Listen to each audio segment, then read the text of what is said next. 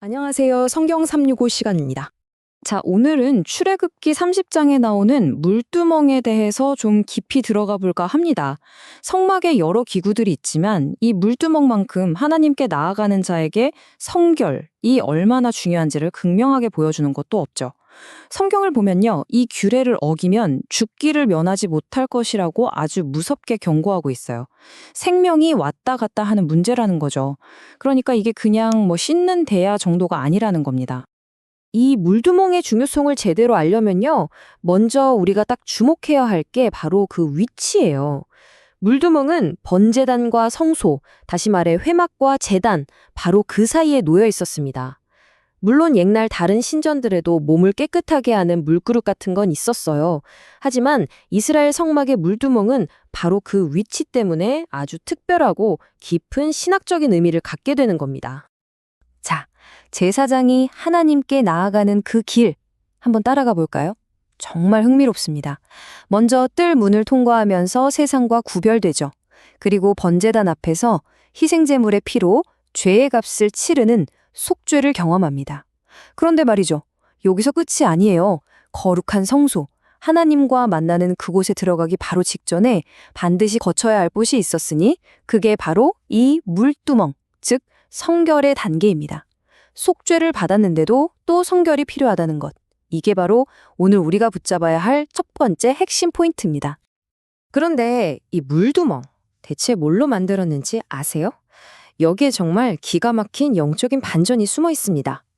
출애굽기 38장 8절에 보면요, 이 물두멍이 회막 문에서 섬기던 여인들이 바친 놋거울로 만들어졌다고 나와요.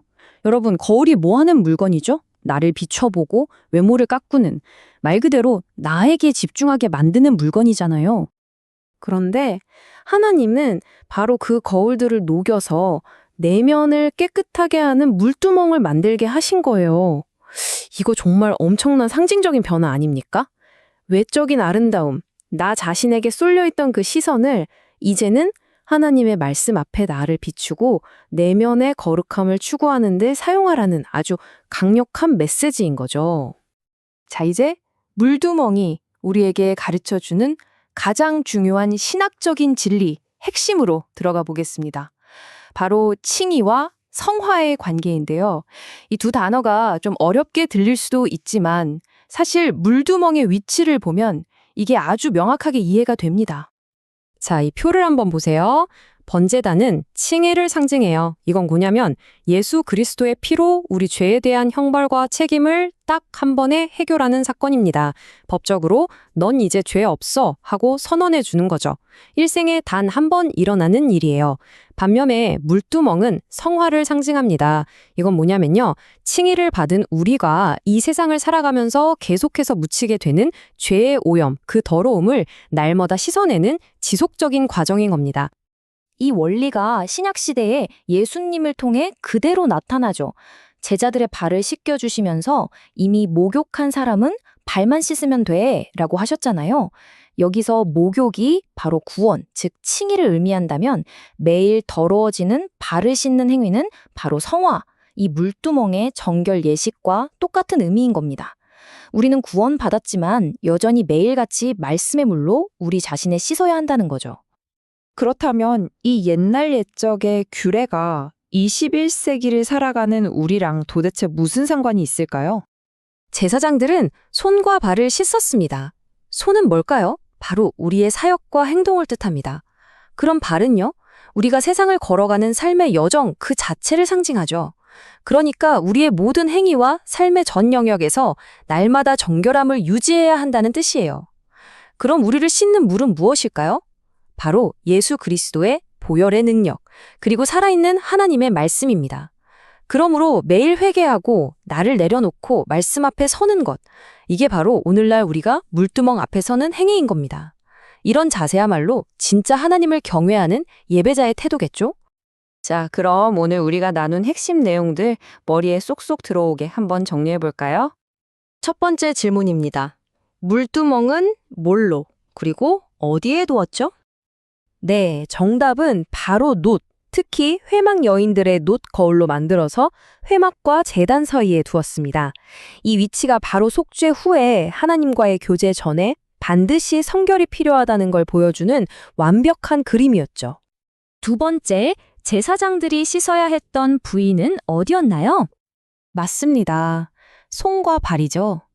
우리의 사역을 뜻하는 손과 세상 속 삶의 여정을 뜻하는 발, 즉 우리 삶의 모든 영역에서 매일 정결함이 필요하다는 뜻이었어요. 세 번째, 만약에 안 씻고 들어가면 어떻게 된다고 했죠? 그 결과는 아주 명확했습니다. 바로 죽음이었습니다. 이걸 통해서 성결은 해도 되고 안 해도 되는 선택이 아니라 거룩하신 하나님 앞에 서기 위한 생명과 직결된 필수 조건이라는 걸 다시 한번 깨닫게 됩니다. 자, 네 번째 빈칸 채우기 문제네요. 그래서 하나님께서는 물두멍을 바로 그곳, 무엇과 무엇 사이에 두라고 명령하셨죠. 네, 정답은 회막과 제단 사이입니다.